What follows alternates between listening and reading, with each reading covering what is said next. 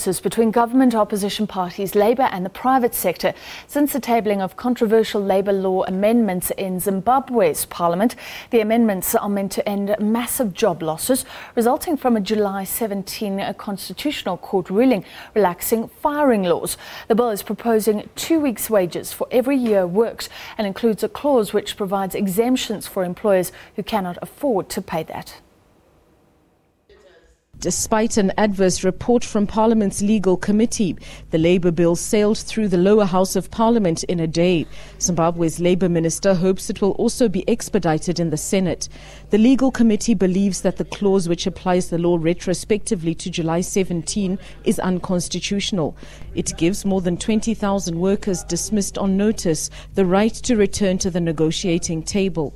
The opposition Movement for Democratic Change has rejected the bill. Given an opportunity, would even propose 2 months' salary for every year served, because you are saying this person has worked and is now going into the street.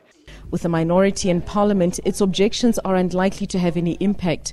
ZANU-PF says it wants to plug legal loopholes to stop further job losses. But workers say with the crumbling economy, the amendments don't go far enough to protect their jobs or cushion them in the event of retrenchment. If the company doesn't survive, the economy is going to go down. If I'm going to be retrenched, if I'm going to be unemployed, my dependents again, they're going to suffer. We have to work a win-win situation. What is the win-win situation? That's the $1 million question. Business says it will continue to negotiate with government. Nothing much was introduced. It's only the issue of the 3 months notice, of which is actually cheaper for the employer if you are to lay off people who have served less than 6 years. So it's one and the same thing, and actually I think it has got some advantages on both sides.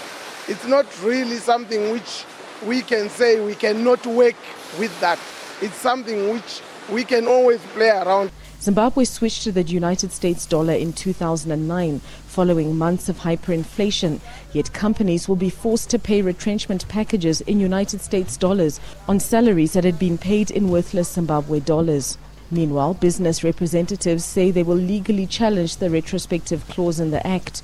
The bill is likely to be signed into law by the end of the month, but is unlikely to bring closure to employees or employers anytime soon.